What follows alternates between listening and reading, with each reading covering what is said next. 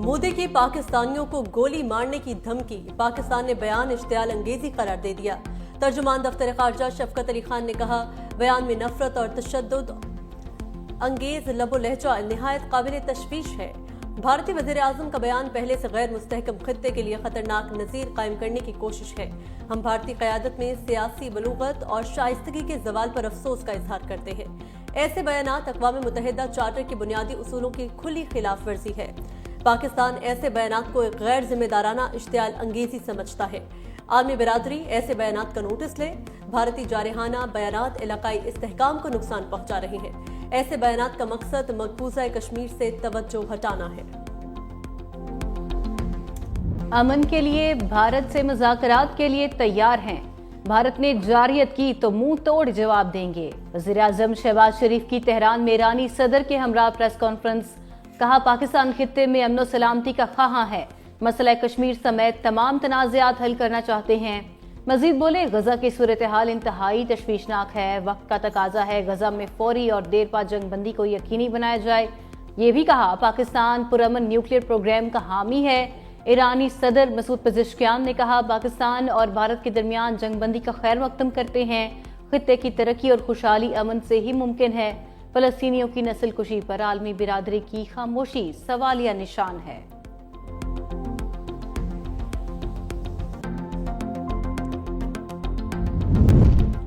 वज़ीर आज़म की ईरानी supreme leader Sayyid Ali Khamenei से भी मुलाकात। भारत के साथ हालिया तनाज़ात के बारे में बताया।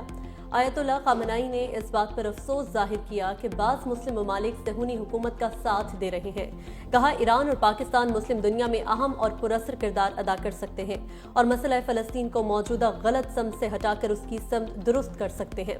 वज़ीर आज़म शहबाज शरीफ ईरान का दौरा मुकम्मल करके आज़रबाईजान के शहर लाचीन पहुँच गए। मोदी सरकार की इंतहा पसंद और नाकाम पॉलिसियां, भारतीय तज्जियाकार और सहाफ़ी भी खुलकर तनकीद करने लगे। तज्जियाकार अजय सानी ने एक इंटरव्यू में भारतीय हुकूमत की नाअहली और भारतीय मीडिया के झूठ से पर्दाफाश कर दिया। भारतीय मीडिया सिर्फ मुबालगा आराई कर रहा है ताकि झूठ की तशहीर की जा सके। भारतीय हुकूमत की फौजी हिकमत अमली शदीद नाकामी का शिकार हो चुकी है। ऑपरेशन सिंदूर महज सियासी शो था जिससे भारतीय नाकामियों का खुलकर इंकशाफ हुआ। पाकिस्तानी दिफाई सलाहियत को कम समझना भारत के लिए महंगा साबित हुआ। भारतीय मीडिया पर अवाम को गुमराह करने वाली रिपोर्ट्स चलाई गईं।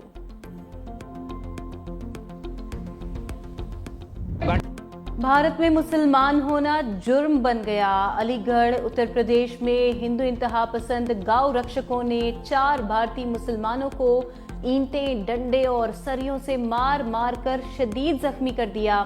हमलावरों ने मुसलमानों को गाड़ी से निकाला, मोबाइल फोन, नकदी छीनी और गाड़ी को आग लगा दी। मौके पर मौजूद पुलिस खामोश तमाशाई। गांव रक्षकों ने मुसलमानों को गाय का गोश्त ले जाने पर तशद्दुद का निशाना बनाया।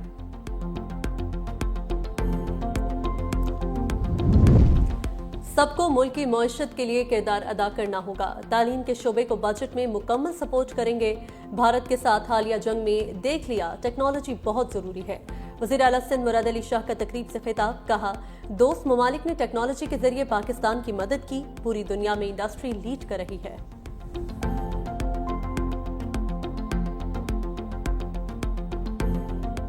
सारे झूठे मुकदमे हैं।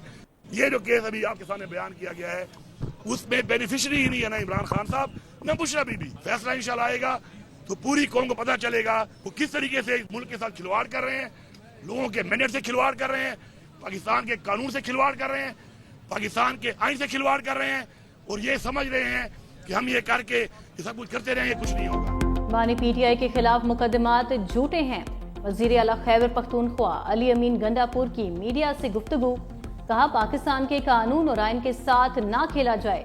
बैरिस्टर गोहर ने कहा, इंसाफ होता हुआ नजर भी आना चाहिए। इंसाफ फराहम करना अदालतों का काम है। बानी पीटीआई का केस सुना जाए तो दुनिया देखेगी कि ये सियासी इंतकाम का मुकदमा है।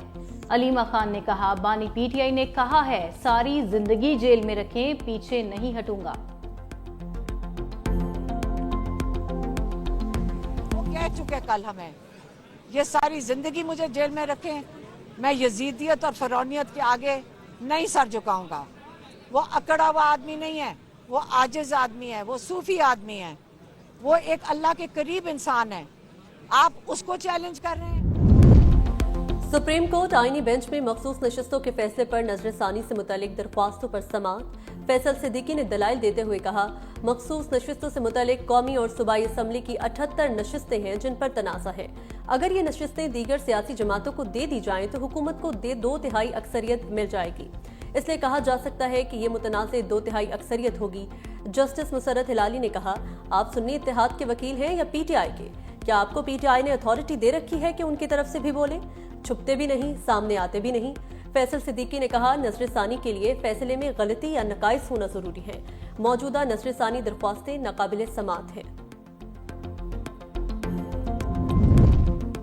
सुप्रीम कोर्ट में जजेस ट्रांसफर केस की समाअत। अटॉर्नी जनरल ने दलाइल देते हुए कहा, जजेस ट्रांसफर्स के मामले पर वीटो पावर अदलिया को दी गई, एग्जीक्यूटिव को नहीं। जजेस ट्रांसफर के वक्त तमाम चीफ जस्टिस ने अपनी आमादगी जाहिर की।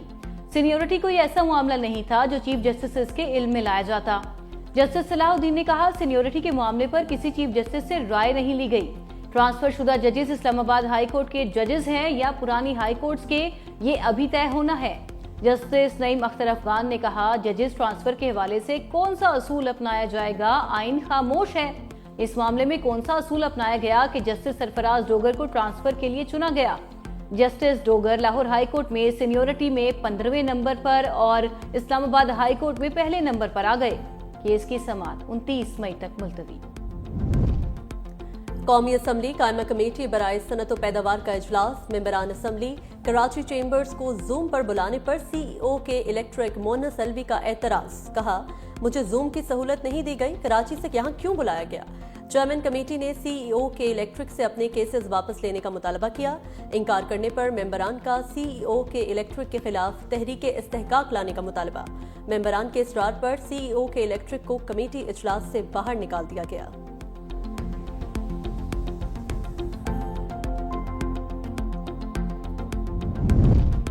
कराची समेत सिंध के बड़े शहरों में इलेक्ट्रिक बसें चलाने की कोशिशें तेज। एशियाई तरक्याती बैंक के वफ्द की सिंध के सीनियर वजीर शर्जील इनाम मेमन से मुलाकात।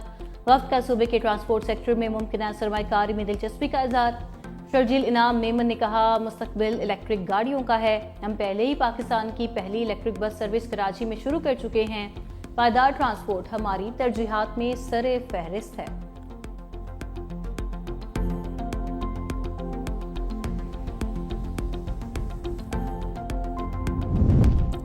कम उम्री की शादी, इस्लामी नजरियाती काउंसिल का इजलास। इस्लामी नजरियाती काउंसिल के 42वें इजलास की सदारत चेयरमैन डॉक्टर रागिब हुसैन नईमी ने की। काउंसिल इजलास में कम उम्री की शादी समेत दीगर उमूर ज़ेरे गौर आए। खुला की सूरत में मेहर के हवाले से लाहौर हाई कोर्ट का फैसला भी एजेंडे में शामिल। खैबर पख्तूनख्वा हुकूमत की जानिब से भेजा गया चाइल्ड मैरिज एक्ट का भी जायजा लिया गया।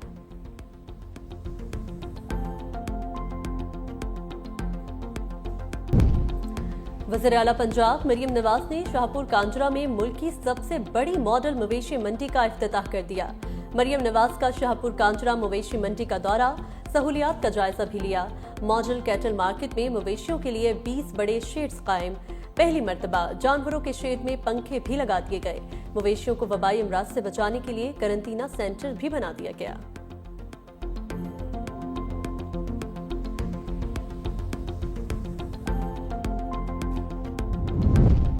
हुकूमत सिंध ने सरकारी स्कूलों में अजरक और सिंधी टोपी देने पर पाबंदी आयद कर दी। सरकारी तकरीबात में मेहमानों को तहाइफ देने की रवायत भी खत्म करने की हिदायत कर दी।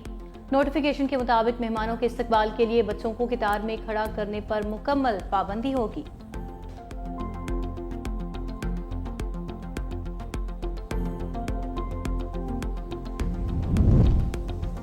मुल्क भर में आंधी और बारिश का एक और अलर्ट। आज से 31 मई तक बेशतर अजला में आंधी, गर्दालूद हवाएं और बारिश की पेशगोई।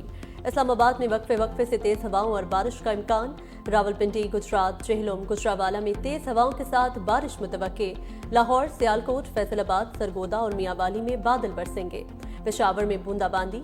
हल्की बारिश से गर्मी की शिद्दत में कमी। चारसदा, मर्दान, नौशेहरा में गर्दालूद हवाएं चलने का इम्कान।